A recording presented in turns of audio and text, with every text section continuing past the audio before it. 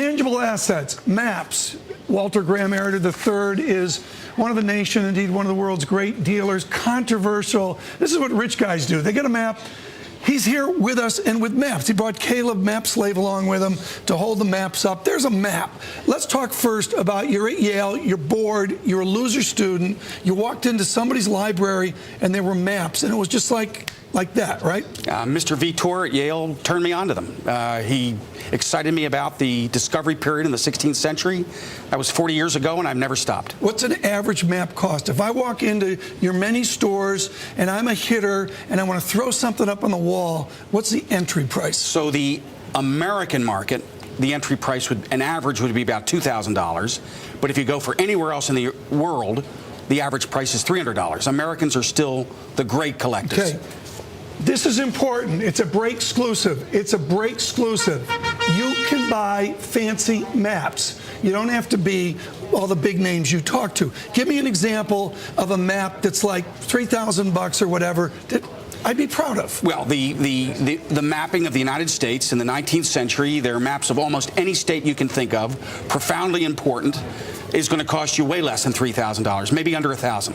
Okay, this map up on the screen here, the New England map. This is, I believe, John Smith. You had a beard like that in college, I know, Graham. I hope What I is did. this map we're looking at? This is Captain John Smith's map that shows the name New England for the first time. Lots of names. Plymouth for the first time, Boston for the first time.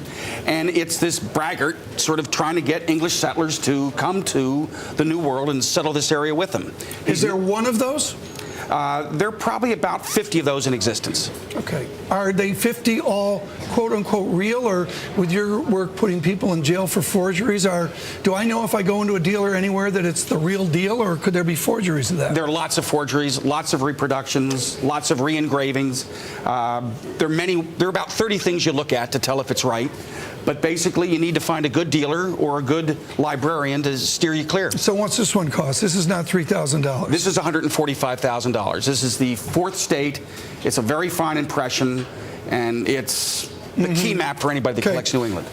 Caleb, map guy's holding on to dear life. This lovely colored map up here. It's suitable for framing. That's an old Three Dog Night album.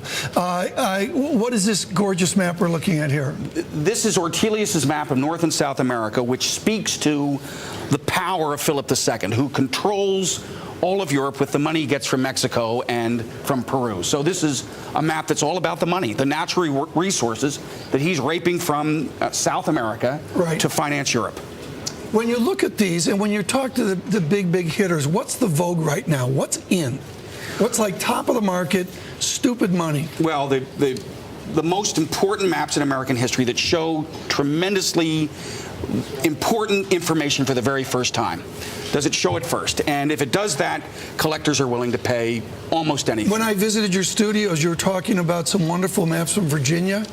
That the Library of Congress is looking at. Well, those are old maps of Virginia, right? They're original manuscript maps that were so important that the news that they were even being drawn drew settlers to Northern Virginia and had it settled aggressively. So they don't get more important than that. Okay, here's another map here. It's another color. But what was the last one worth?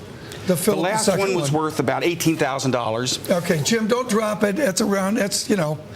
What's this one? This is the second map in the series of the continents, and basically this shows the control that Philip has in the Indian Ocean.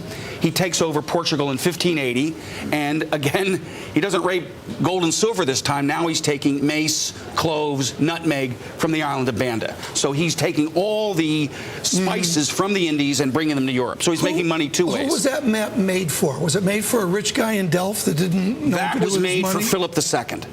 That is this map was made for the King of Spain, who's the dominant force in Europe in the second half of the 16th century.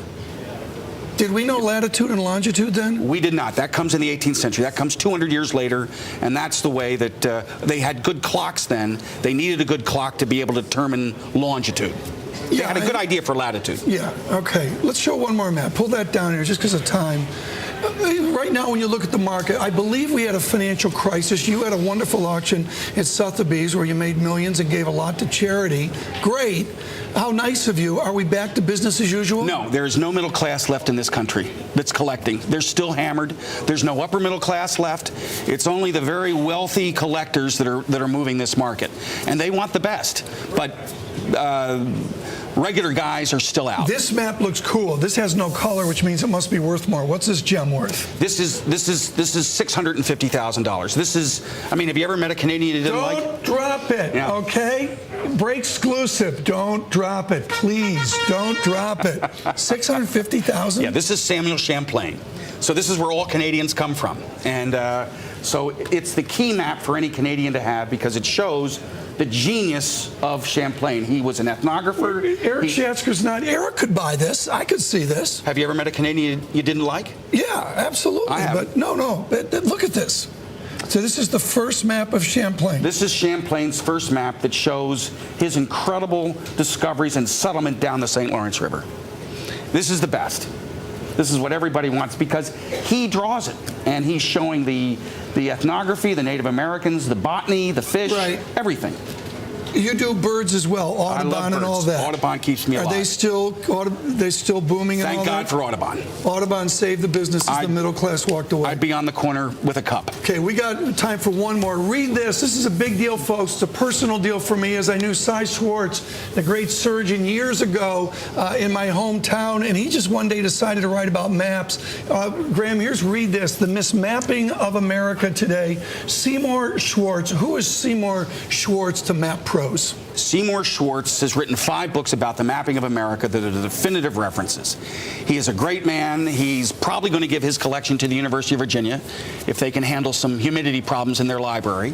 And I've been trying to buy his collection from him for years, and he refuses to sell it. He just wants to do the right thing. He wants to give it away. He's a great philanthropist. Okay, Graham Meredith, thank you so much.